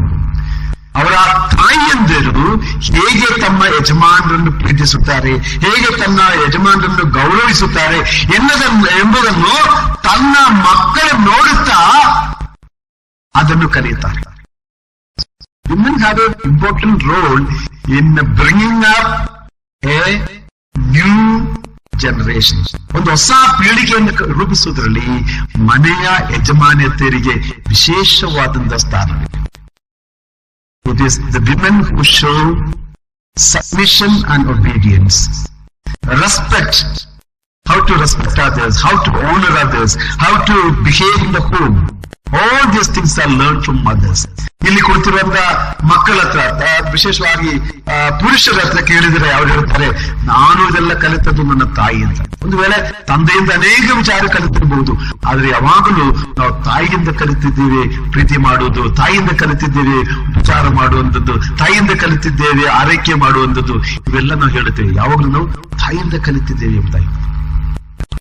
Every woman teach their children by virtue of their actions. ಅವರ ಕೆಲಸಗಳ ಮುಖಾಂತರವಾಗಿ, ಅವರು ಮಾಡುವಂತ ಕಾರ್ಯಗಳ ಮುಖಾಂತರವಾಗಿ ಅವರು ಮಾದರಿಯಾಗಿರ್ತಾರೆ ಎಂಬುದನ್ನು ನಾವು ನೋಡುತ್ತೇವೆ. So I will go very fast here. I have only little time left here. ಎರಡನೇ ಅಂಶ ಎಂದ್ರೆ, ಮೊದಲನೇ ಅಂಶ ನಾವು ನೋಡಿದ್ದೇವೆ. ಮೂರನೇ ಅಂಶ ಎಂದು ಹೇಳಿದ್ರೆ, a woman is a model for submission and obedience ಎಂಬುದಾಗಿ ನಾವು ನೋಡ್ತೇವೆ. ಫಸ್ಟ್ ಮೊದಲನೇ ಅಂಶ, a house is built with wisdom. ಎರಡನೇ ಅಂಶ, a woman is a model for submission and obedience. ಮೂರನೇ ಅಂಶ ಎಂದರೆ, every home must be built on strong foundation. ನಾವು ಮತ್ತಾಯನ ಸುವಾರ್ತೆ 7ನೇ ಅಧ್ಯಾಯದ 25ನೇ ವಾಕ್ಯದಲ್ಲಿ ನೋಡ್ತೇವೆ, ಕಟ್ಟಿದ ಮೇಲೆ ಮಳೆ ಸುರಿಯಿತು, ಹಳ್ಳೆಗಳು ಬಂದವು, 4 ಕಡೆಯಿಂದ ಗಾಳಿ ಬೀಸಿ ಆ ಮನೆಗೆ ಬಡಿಯಿತು, ಆದಾಗ್ಯೂ ಅದರ ಅಸ್ಥಿವಾರವು ಬಂಡೆಯ ಮೇಲಿದ್ದರಿಂದ ಅದು ಬೀಳಲಿಲ್ಲ ಎಂಬುದಾಗಿ ಯೇಸು ಕ್ರಿಸ್ತನು ಹೇಳಿದಂತ ಒಂದು ಸ್ವಾಮ್ಯ. ಅಲ್ಲಿ 2 ಮನೆಗಳು ಕಟ್ಟಲ್ಪಟ್ಟಿದೆ, ಒಂದು ಬಂಡೆಯ ಮೇಲೆ ಮತ್ತೊಂದು ಮರಳಿನ ಮೇಲೆ, ಅಲ್ಲ ಮರಳು ಗುಡ್ಡದ ಮೇಲೆ ಕಟ್ಟಲ್ಪಟ್ಟದ್ದು. ಆದ್ರೆ ಬಂಡೆಯ ಮೇಲೆ ಕಟ್ಟಿದಂತ ಆ ಮನೆಯು ಗಾಳಿ ಬೀಸಿದಾಗ, ಮಳೆ ಬಂದಾಗ, ನೀರು ಸುರಿದಾಗ ಅದು ಬಿದ್ದು ಹೋಗಲಿಲ್ಲ. ಆದ್ರೆ ಮರಳು ಗುಡ್ಡೆಯ ಮೇಲೆ ಕಟ್ಟಿದಂತ ಆ ಮನೆಯು ಗಾಳಿ ಬೀಸಿದಾಗ ಬಿದ್ದು ಹೋಗಿದೆ ಎಂಬುದಾಗಿ ನೋಡುತ್ತೇವೆ. ಕಾರಣ ಏನಂತ ಹೇಳಿದ್ರೆ, ಈ ಬಂಡೆಯ ಮೇಲೆ ಕಟ್ಟಿದಂತ ಮನೆಗೆ ಸ್ಥಿರವಾದಂತ ಅಸ್ಥಿವಾರವಿತ್ತು, ಗಟ್ಟಿಯಾದಂತ ಅಸ್ಥಿವಾರವಿತ್ತು. ಹಾಗಾಗಿ ಪ್ರತಿಯೊಂದು ಮನೆಗಳು ಕೂಡ ಕಟ್ಟುವಾಗ ಅಸ್ಥಿವಾರ ಬೇಕು. ನಾನು ಹೇಳುವಂಥದ್ದು ಈ ಬಿಲ್ಡಿಂಗ್ ಬಗ್ಗೆ ಅಲ್ಲ, ನೀವು ಹೇಗೆ ನಿಮ್ಮ ಮನೆ ಬಿಲ್ಡಿಂಗ್ ಕಟ್ಟಿದ್ದೀವಿ ಎಂಬುದಾಗಿ ಅಲ್ಲ, ನಿಮ್ಮ ಕುಟುಂಬ ಜೀವನ ಹೇಗೆ ಕಟ್ಟುತ್ತಾ ಇದ್ದೀವಿ, ಅದು ಯಾವುದರ ಮೇಲೆ ಕಟ್ಟುತ್ತಾ ಇದ್ದೀವಿ, ಏನಾದ್ರೂ ಅಸ್ಥಿವಾರ ಇದೆಯಾ? ಅಸ್ಥಿವಾರವಿಲ್ಲದೆ ನೀವು ಮನೆಯನ್ನು ಕಟ್ಟುತ್ತಾ ಇದ್ದೀರಾ? ದೇವರ ವಾಕ್ಯ ಎನ್ನುವಂತ ಅಸ್ಥಿವಾರವಿಲ್ಲದೆ ನಾವು ಮನೆಯನ್ನು ಕಟ್ಟಿದರೆ ಆ ಮನೆಯು ಉಳಿಯುವುದಿಲ್ಲ ಎಂಬುದಾಗಿ ನಾವು ನೋಡ್ತಾ ಇದ್ದೇವೆ. ನಾವು ಕೊರಿಂಥದವರಿಗೆ ಬರೆದ ಪತ್ರಿಕೆಯ 3ನೇ ಅಧ್ಯಾಯದ 11ನೇ ವಾಕ್ಯದಲ್ಲಿ ಓದುತ್ತೇವೆ, ಹಾಕಿರುವ ಅಸ್ಥಿವಾರವು ಯೇಸು ಕ್ರಿಸ್ತನೇ, ಆ ಅಸ್ಥಿವಾರದ ಮೇಲೆ ಅಲ್ಲದೆ ಮತ್ತೊಂದು ಅಸ್ಥಿವಾರವನ್ನು ಯಾರು ಹಾಕಲಾರದಷ್ಟೇ ಎಂಬುದಾಗಿ. ಸೊ ಅಸ್ಥಿವಾರ ಎಂಬುದಾಗಿ ಹೇಳುವಾಗ ಯೇಸು ಕ್ರಿಸ್ತನು ಎನ್ನುವಂತ ಅಸ್ಥಿವಾರ. ಅದು ಹೇಗೆ ಯೇಸು ಕ್ರಿಸ್ತನು ಎನ್ನುವಂತ ಅಸ್ಥಿವಾರದ ಮೇಲೆ ಮನೆ ಕಟ್ಟುವಂಥದ್ದು? ಯಾವಾಗಲೂ ಯೇಸು ಕ್ರಿಸ್ತನಿಗೆ ಆದ್ಯತೆ ಕೊಡುವಂತ ಮನೆ, ಯೇಸು ಕ್ರಿಸ್ತನ ಮಾತುಗಳಿಗೆ, ಯೇಸು ಕ್ರಿಸ್ತನ ಬೋಧನೆಗಳಿಗೆ, ದೇವರ ವಾಕ್ಯಕ್ಕೆ ಆದ್ಯತೆ ಕೊಡುವಂತ ಮನೆ ಅದು ಬಂಡೆಯ ಮೇಲೆ ಕಟ್ಟಿದಂತ ಮನೆಯಾಗಿರುತ್ತದೆ. ನಮ್ಮ ಮನೆಗಳಲ್ಲಿ ಪ್ರಿಯರೇ ಈ ವಾಕ್ಯ ಬೋಧನೆ ಇರಬೇಕು. ಅನೇಕ ಬಾರಿ ನಾವು ಈ ವಾಕ್ಯ ಬೋಧನೆಯ ಕೊರತೆ ಮನೆಗಳಲ್ಲಿದೆ. ನಾವು ಹೇಳ್ತೀವಿ ವಾಕ್ಯ ಬೋಧನೆ ಎನ್ನುವಂಥದ್ದು ಅದು ಕೇವಲ ಚರ್ಚ್ಗಳಲ್ಲಿ, ಸಂಡೇ ಸ್ಕೂಲ್ಗಳಲ್ಲಿ, ಕ್ಯಾಂಪ್ಗಳಲ್ಲಿ, ಶಿಬಿರಗಳಲ್ಲಿ ಮಾತ್ರ ನಡೆಯುವುದು ಎಂಬುದಾಗಿ. ವಾಕ್ಯ ಬೋಧನೆ ಬೇಕಾದ್ರೆ ನಾವು ಚರ್ಚಿಗೆ ಹೋಗ್ಬೇಕಾಗುತ್ತದೆ ಅಥವಾ ಶಿಬಿರಕ್ಕೆ ಹೋಗ್ಬೇಕಾಗುತ್ತದೆ. ಹಾಗಲ್ಲ ಪ್ರಿಯರೇ, ಪ್ರತಿಯೊಂದು ಮನೆ ಯಜಮಾನರಿಗೆ ಒಂದು ಜವಾಬ್ದಾರಿಕೆ ಇದೆ. ಆ ಜವಾಬ್ದಾರಿಕೆ ಎಂದರೆ ಮಕ್ಕಳಿಗೆ, ಹೆಂಡತಿಯರಿಗೆ ವಾಕ್ಯವನ್ನು ಬೋಧಿಸುವಂಥದ್ದು. ಪ್ರತಿಯೊಂದು ತಾಯಿಯಂದಿರಿಗೆ ಒಂದು ಜವಾಬ್ದಾರಿಕೆ ಇದೆ. ಆ ಜವಾಬ್ದಾರಿಗೆ ಕೇವಲ ಮಕ್ಕಳಿಗೆ ಅಡಿಗೆ ಮಾಡುವುದು ಮಾತ್ರವಲ್ಲ, ಅವರ ಬಟ್ಟೆ ಒಗೆಯುವುದು ಮಾತ್ರವಲ್ಲ, ಅವರ ಬಟ್ಟೆ ಐರನ್ ಮಾಡುವುದು ಮಾತ್ರವಲ್ಲ, ಅವರ ಶಾಲೆಗೆ ಕಳಿಸುವುದು ಮಾತ್ರವಲ್ಲ, ಅವರ ಹೋಮ್ವರ್ಕ್ಗಳು ಮಾಡುವುದರಲ್ಲಿ ಅವರಿಗೆ ಸಹಾಯ ಮಾಡುವುದು ಮಾತ್ರವಲ್ಲ, ಅವರಿಗೆ ಸರಿಯಾದಂತ ಅಸ್ಥಿವಾರವನ್ನು ಒದಗಿಸುವಂಥದ್ದು. ಹೇಗಾದ್ರು ಕ್ರಿಸ್ತನ ವಾಕ್ಯವನ್ನು ಕೊಡುವಂಥದ್ದು. ನೀವು ಕೊಡುವಂತ ರಾಗಿ ಮುದ್ದೆಗಿಂತ, ನೀವು ಕೊಡುವಂತ ಚಪಾತಿಗಿಂತ, ನೀವು ಕೊಡುವಂತ ಮಟನ್ ಸಾರಿಗಿಂತ, ಬಿರಿಯಾನಿಗಿಂತ ಶ್ರೇಷ್ಠವಾದಂತ ಒಂದು ಆಹಾರವಿದೆ. ಅದು ಏನಂತ ಹೇಳಿದ್ರೆ ದೇವರ ವಾಕ್ಯ. ಒಂದು ದಿವಸ ಅಡಿಗೆ ಮಾಡದಿದ್ದರೂ ಪರವಾಗಿಲ್ಲ, ದೇವರ ವಾಕ್ಯ ತಪ್ಪಿಸಬೇಡಿ, ಅದನ್ನು ದಿನಾಲು ಕೊಡಿ. ಯಾಕಂದ್ರೆ ಈ ದಿನಗಳಲ್ಲಿ ನಮ್ಮ ಯವನಸ್ಥ ಮಕ್ಕಳನ್ನು ದಾರಿ ತಪ್ಪಿಸುವಂತ ಹಲವಾರು ವಿಚಾರಗಳು, ಹಲವಾರು ಸಂಗತಿಗಳು ಲೋಕದಲ್ಲಿದೆ. ದೇವರ ವಾಕ್ಯದ ಬೆಲೆವಿಲ್ಲದೆ ಇಲ್ಲದಿದ್ದರೆ ಈ ಲೋಕದಲ್ಲಿ ಜೀವನ ಮಾಡಲು ಸಾಧ್ಯವಿಲ್ಲ. ನಮ್ಮ ಅನೇಕ ಮಕ್ಕಳು ಇನ್ನು ಇವತ್ತಿನ ದಿನಗಳಲ್ಲಿ ಅಪಾಯದಲ್ಲಿದ್ದಾರೆ. ಅವರಿಗೆ ಅಸ್ಥಿವಾರವಿಲ್ಲ, ಬಿದ್ದು ಹೋಗುವಂತ ಸ್ಥಿತಿಯಲ್ಲಿದ್ದಾರೆ ಪ್ರಿಯರೇ. ಹಾಗಾಗಿ ವಾಕ್ಯ ಬೋಧನೆ ಎನ್ನುವಂತ ಅಸ್ಥಿವಾರ ನಮ್ಮ ಮನೆಗಳಲ್ಲಿರಬೇಕು. ನಾನು ಹೇಳ್ತೇನೆ, ಪ್ರತಿಯೊಂದು ಮನೆಗಳಲ್ಲಿ ಆ ಮನೆಯಾಗಿರ್ಬೇಕಾದ್ರೆ ಆ ಮನೆಗೆ ಇರಬೇಕಾದ ಕೆಲವು ಗುಣಲಕ್ಷಣಗಳಿದೆ. ಈ ಮನೆಯನ್ನು ನಾವು ಹೇಳ್ತೀವಿ, house become A home when people start stay living in that house. House ಎಂಬುದಾಗಿ ಹೇಳುವಾಗ, ಮನೆ ಎಂಬುದಾಗಿ ಹೇಳುವಾಗ ಈ ಕಟ್ಟಡ ಮಾತ್ರ. ಆದ್ರೆ ಆ ಕಟ್ಟಡದಲ್ಲಿರುವಂತ ಮನುಷ್ಯರೇ ಕುಟುಂಬ ಅಲ್ವಾ? ಕುಟುಂಬ ಎಂಬುದಾಗಿ ಹೇಳುವಂಥದ್ದು, ಹೋಮ್ ಎಂಬುದಾಗಿ ನಾವು ಹೇಳುವಂಥದ್ದು. ಆ ಕುಟುಂಬ ಆಗಬೇಕಾದ್ರೆ ಆ ಮನೆಯೊಳಗಿರುವಂತ ಜನರ ಮಧ್ಯದಲ್ಲಿ ಕೆಲವು ಸಂಗತಿಗಳು ನಡೆಯಬೇಕು. ಆಗ ಮಾತ್ರ ಅದು ಕುಟುಂಬವಾಗುತ್ತದೆ. ಇಲ್ದಿದ್ರೆ ಅದು ಹಾಸ್ಟೆಲ್ ಆಗಿರ್ತದೆ. ಅವರು ಬೆಳಿಗ್ಗೆ ಬರ್ತಾರೆ, ರಾತ್ರಿ ಬರ್ತಾರೆ, ಮಲಗ್ತಾರೆ, ಬೆಳಿಗ್ಗೆ ಊಟ ಮಾಡಿಕೊಂಡು ಹೋಗ್ತಾರೆ, ಮತ್ತೆ ರಾತ್ರಿ ಬರ್ತಾರೆ. ಅಲ್ಲಿ ಕುಟುಂಬ ಇರುವುದಿಲ್ಲ, ಕೇವಲ ಇಟ್ ಇಸ್ ಎ ಹಾಸ್ಟೆಲ್. ಆದ್ರೆ ಒಂದು ಕುಟುಂಬ ಎಂಬುದಾಗಿ ಹೇಳುವಾಗ ಆ ಕುಟುಂಬದಲ್ಲಿ ಏನಿರಬೇಕು? There should be communication. ನಾನು ಮೊದಲು ಹೇಳಿದ್ದೇನೆ, ದಾಂಪತ್ಯ ಜೀವನದಲ್ಲಿ ಹೇಗೆ ಕಮ್ಯುನಿಕೇಶನ್, ಮಾತುಕತೆಗಳು ಪ್ರಾಮುಖ್ಯವಾಗಿದೆಯೋ ಅಷ್ಟೇ ಪ್ರಾಮುಖ್ಯವಾದಂತ ವಿಚಾರ ಎಂದು ಹೇಳಿದ್ರೆ ಮನೆಯಲ್ಲಿ ಕಮ್ಯುನಿಕೇಶನ್ ಇರಬೇಕು. ತಂದೆಯು ಮಗನ ಹತ್ರ ಮಾತಾಡಬೇಕು, ತಂದೆಯು ಮಗಳ ಹತ್ರ ಮಾತಾಡಬೇಕು, ತಾಯಿಯು ಮಕ್ಕಳ ಹತ್ರ ಮಾತಾಡಬೇಕು, ಮಕ್ಕಳು ತಂದೆ ಹತ್ರ ಮಾತಾಡಬೇಕು. ಈ ಮಾತುಕತೆ ನಮ್ಮಲ್ಲಿ ನಡೆಯುವಾಗ ಯಾವುದೇ ಭಯವಿಲ್ಲದೆ, ಭೀತಿ ಇಲ್ಲದೆ ನಮ್ಮ ಹೃದಯದಲ್ಲಿರುವಂತ ಎಲ್ಲ ವಿಚಾರಗಳು ಹೇಳುವಂತ ವೇದಿಕೆಗಳಾಗಿರಬೇಕು ನಮ್ಮ ಮನೆಗಳು. ಅನೇಕ ಬಾರಿ ಮಕ್ಕಳು ಅವರ ಜೀವನದಲ್ಲಿ ಆಗುವಂತ ವಿಚಾರಗಳ ಬಗ್ಗೆ ಮನೆಗೆ ಬಂದು ಮಾತನಾಡಲಿಕ್ಕೆ ಭಯಪಡುತ್ತಾರೆ ಅಲ್ವಾ? ನಾನು ಇವತ್ತು ಈ ತರ ಮಾಡಿದ್ದೇನೆ, ಅದು ಹೇಗೆ ಮನೆಗೆ ಬಂದು ಹೇಳೋದು? ತಂದೆ ಬೈತಾರೆ, ತಾಯಿ ಬೈತಾರೆ, ಅದನ್ನು ಎದುರಿಸಲಿಕ್ಕೆ ಸಾಧ್ಯ ಇಲ್ಲ. ಮಕ್ಕಳಿಗೆ ಭಯವಾಗ್ತದೆ. They are so afraid to open certain topics in home. They are not willing to participate in some discussions, very important discussions. ನಮ್ಮ ಮನೆಗಳಲ್ಲಿ ಅಗತ್ಯವಾಗಿ ನಾವು ಮಾತನಾಡಬೇಕಾದಂತ ವಿಚಾರಗಳಿದೆ. ಈ ಸೋಷಿಯಲ್ ಮೀಡಿಯಾ ಬಗ್ಗೆ, ಮೊಬೈಲ್ ಫೋನ್ ಯೂಸ್ ಬಗ್ಗೆ, ಸೆಕ್ಸ್ ಬಗ್ಗೆ, ಫ್ರೆಂಡ್ಶಿಪ್ ಬಗ್ಗೆ, ಬಾಯ್ ಫ್ರೆಂಡ್ಸ್ ಬಗ್ಗೆ, ಗರ್ಲ್ ಫ್ರೆಂಡ್ಸ್ ಬಗ್ಗೆ.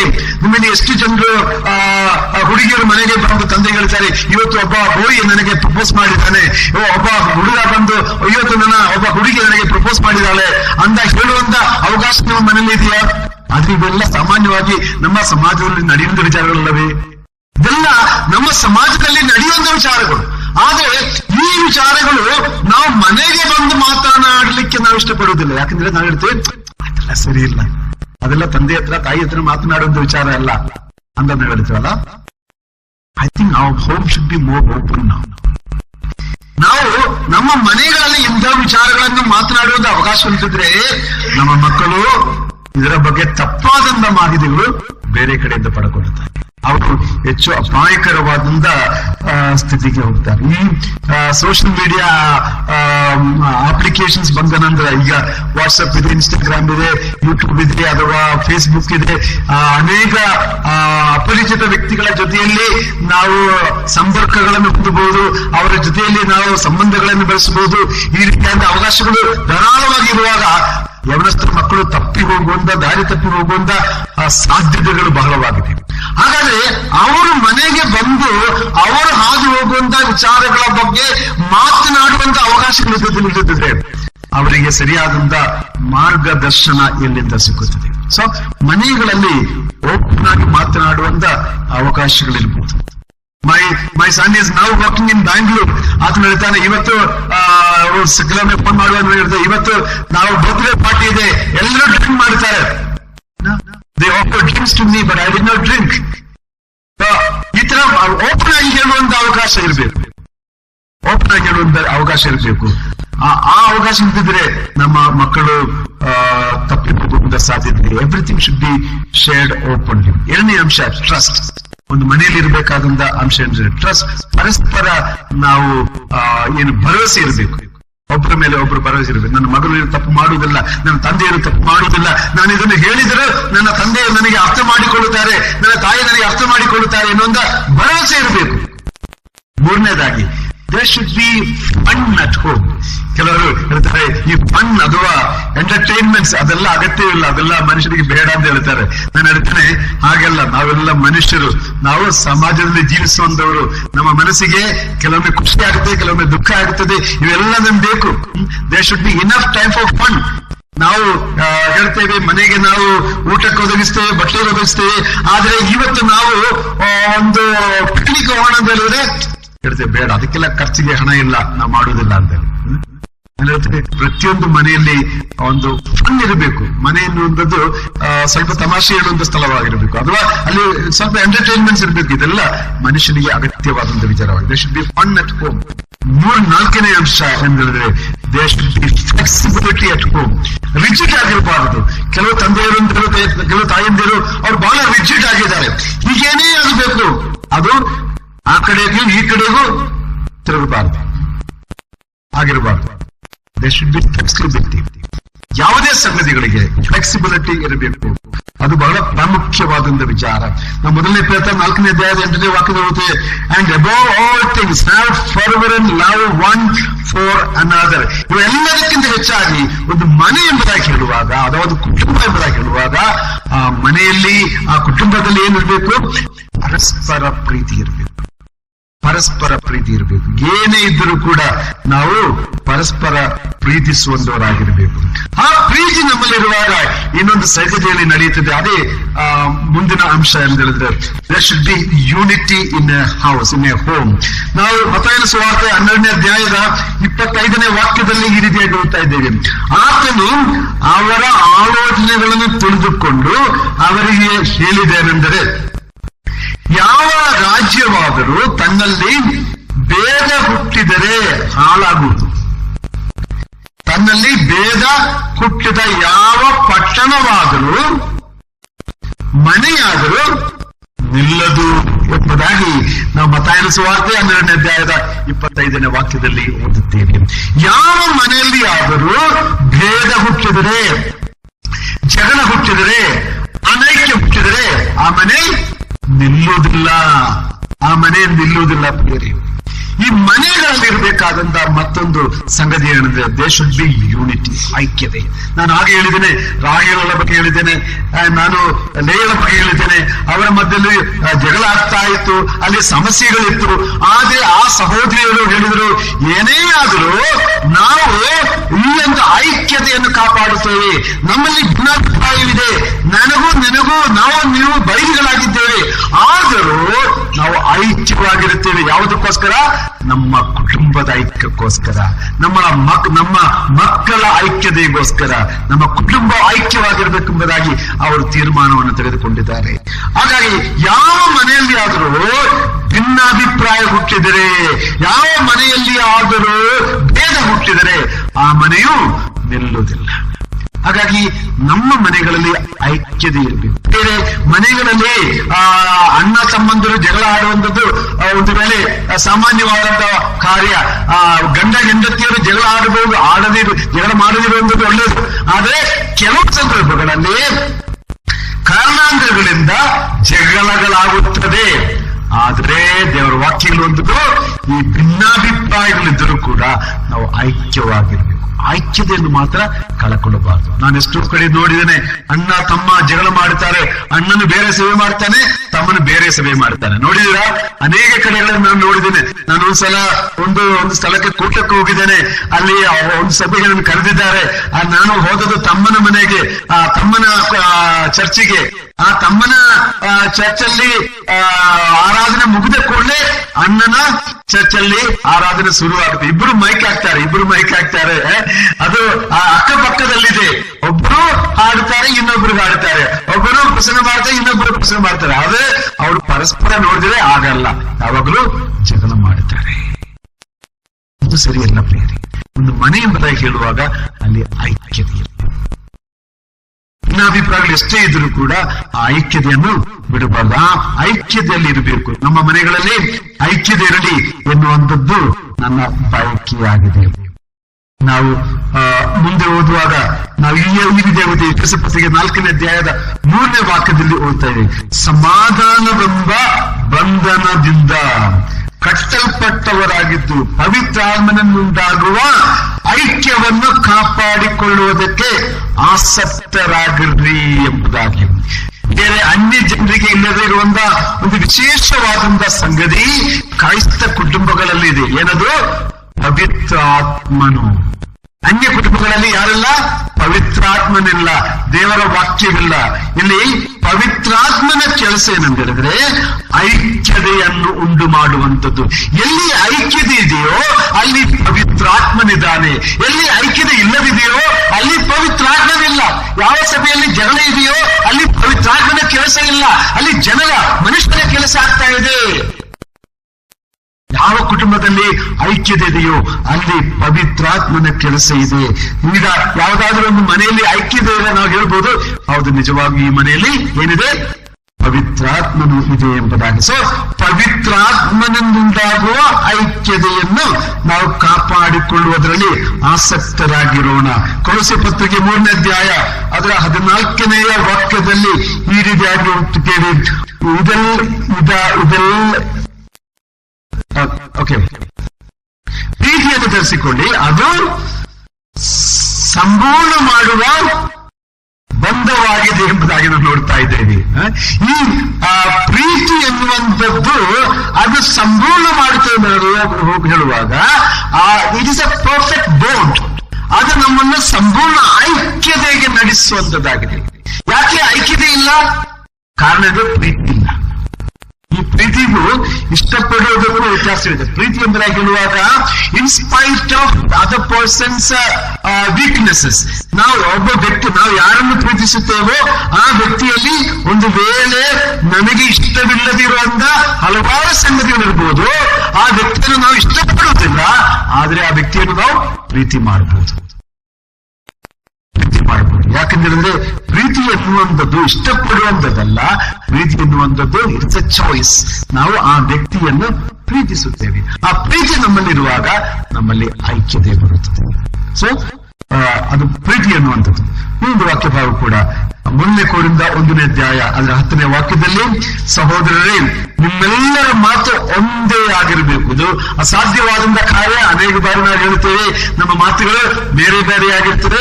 ಆದ್ರೆ ದೇವರ ವಾಕ್ಯದಲ್ಲಿ ನೋಡ್ತೇವೆ ನಮ್ಮೆಲ್ಲರ ಮಾತುಗಳು ಒಂದೇ ಆಗಿರ್ಬೇಕೆಂಬುದಾಗಿ ಹೇಳುವಾಗ ನಮ್ಮ ಅಭಿಪ್ರಾಯಗಳಿರ್ಬಹುದು, ಆದ್ರೆ ಎಲ್ಲರ ಪ್ರಯೋಜನಕ್ಕಾಗಿ ಎಲ್ಲರೂ ಐಕ್ಯವಾಗಿರ್ಬೇಕನ್ನುವಂತ ಉದ್ದೇಶಕ್ಕಾಗಿ ನಾವೇನು ಮಾಡ್ತೇವೆ, ನಮ್ಮ ಮಾತುಗಳನ್ನು ನಾವು ಕ್ರೋಢೀಕರಿಸುತ್ತೇವೆ. ಅಥವಾ ನಾವು ನಮ್ಮ ಮಾತುಗಳನ್ನು ಭಿನ್ನಾಭಿಪ್ರಾಯಗಳನ್ನು ಮರೆತು ಎಲ್ಲರಿಗೂ ಯಾವುದು ಹಿತವಾಗಿದೆಯೋ ಅದನ್ನು ನಾವು ಎಗ್ರಿ ಮಾಡಿಕೊಳ್ಳುತ್ತೇವೆ, ಅದನ್ನು ನಾವು ಒಪ್ಪಿಕೊಳ್ಳುತ್ತೇವೆ.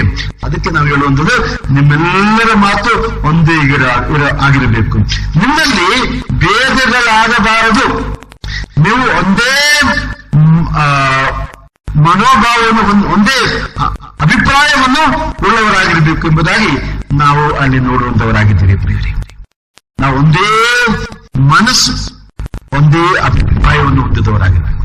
ಪ್ರತಿಯೊಂದು ಮನೆಗಳಲ್ಲಿ ಒಂದೇ ಮನಸ್ಸು ಒಂದೇ ಅಭಿಪ್ರಾಯವನ್ನು ಹೊಂದಿದವರಾಗಿರಬೇಕು. ಆ ಮನೆಯ ಯಜಮಾನರು ಯಾರೋ ಆ ತಂದೆ ಹೇಳಿದಂತ ಮಾತಿಗೆ ಸಂಪೂರ್ಣವಾಗಿ ಒಪ್ಪಿಕೊಳ್ಳುವಂತ ಮನೋಭಾವ ನಮ್ಮಲ್ಲಿ ಇರಬೇಕಾಗುತ್ತದೆ. ಇನ್ನೊಂದು ಅಂಶ ಏನಂತ ಹೇಳಿದ್ರೆ, ಪ್ರತಿಯೊಂದು ಮನೆಗೆ ಒಂದು ಭವಿಷ್ಯದ ಕುರಿತಾದಂತ ಯೋಜನೆ ಇರಬೇಕು. ನಾನು ವಿಶೇಷವಾಗಿ ಒಂದು ವಾಕ್ಯ ಭಾಗ ಇದಕ್ಕೋಸ್ಕರ ಆರಿಸಿಕೊಳ್ಳದೇನೆ ನಾನು ಹೇಳ್ತಾ ಹೋಗ್ತೇನೆ. ನಾವು ಅಬ್ರಹಾಮನ ಕುರಿತಾಗಿ ನೋಡುವಾಗ ಅಬ್ರಹಾಮನನ್ನು ದೇವರು ಕರೆಯುತ್ತಾರೆ. ಅಬ್ರಹಾಮನನ್ನು ದೇವರು ಕರೆದ ಮೇಲೆ ಆತನಿಗೆ ಹೇಳ್ತಾನೆ, ನಾನು ನಿನ್ನನ್ನು ಮತ್ತು ನಿನ್ನ ಸಂತತಿಗಳನ್ನು ಆಶೀರ್ವದಿಸುತ್ತೇನೆ ಎಂಬುದಾಗಿ. ನಾನು ನಿನ್ನನ್ನು ಮಾತ್ರವಲ್ಲ, ನಿನ್ನನ್ನು ಅಬ್ರಹಾಮನೇ ನಾನು ನಿನ್ನನ್ನು ನನ್ನ ಹೆಂಡತಿಯಾದಂತ ಸಾರಳನ್ನು ಆಶೀರ್ವದಿಸುತ್ತೇನೆ ಎಂಬುದಾಗಿ ಅಲ್ಲ, ನಾನು ನಿನ್ನನ್ನು ನಿನ್ನ ಹೆಂಡತಿಯಾದಂತ ಸಾರಳನ್ನು ಮತ್ತು ನಿಮ್ಮಲ್ಲಿ ಹುಟ್ಟು ಬಂದ ಮಕ್ಕಳನ್ನು, ನಿಮ್ಮ ಸಂತತಿಗಳನ್ನು, ತಲೆಮಾರುಗಳನ್ನು, ಪೀಳಿಗೆಗಳನ್ನು ನಾನು ಆಶೀರ್ವದಿಸುತ್ತೇನೆ ಎಂಬುದಾಗಿ. ಅಬ್ರಹಾಮನನ್ನು ಕರೆದಂತ ದೇವರಿಗೆ ಪೀಳಿಗೆಗಳ ಕುರಿತಾದಂತ ಯೋಜನೆ ಇತ್ತು, ಉದ್ದೇಶವಿತ್ತು.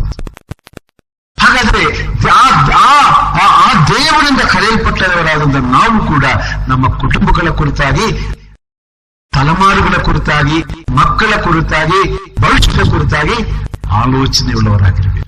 Our dream about their home should not be limited for today. ಇವತ್ತೇ ಒಂದು ದಿನಕ್ಕಾಗಿ ಮಾತ್ರ ನಮ್ಮ ಈ ಒಂದು ಕನಸು, ಕುಟುಂಬದ ಕುರಿತಾಗಿದ್ದ ಕನಸು ಮಿಡಿಗೊಳಿಸಬಾರದು.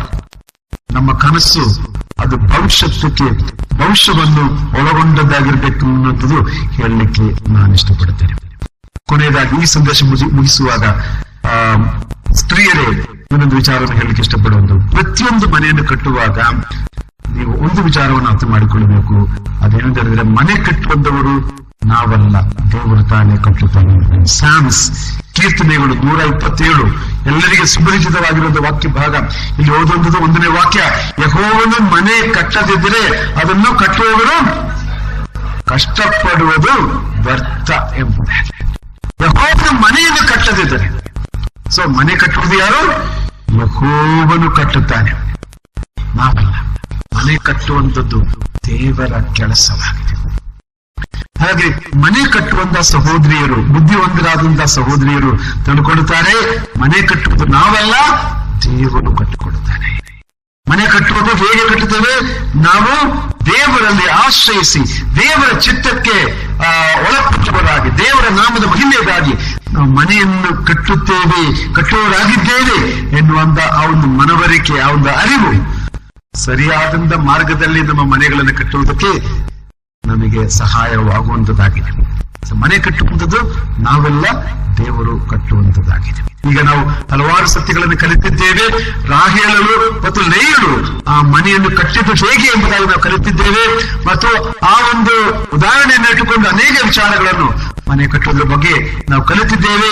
ಹಾಗಾಗಿ ಮುಂಬರುವ ದಿನಗಳಲ್ಲಿ ನಮ್ಮ ಮನೆಗಳು ನಾವು ಬುದ್ಧಿವಂತಿಕೆಯಿಂದ ಕಟ್ಟೋಣ, ಕ್ರಿಸ್ತನೆಂಬ ಆ ಒಂದು ಅಸ್ಥಿವಾರದ ಮೇಲೆ ಕಟ್ಟೋಣ, ದೇವರ ವಾಕ್ಯದ ಮೇಲೆ ಕಟ್ಟೋಣ, ನಾವು ಐಕ್ಯತೆಯಲ್ಲಿ ಕಟ್ಟೋಣ.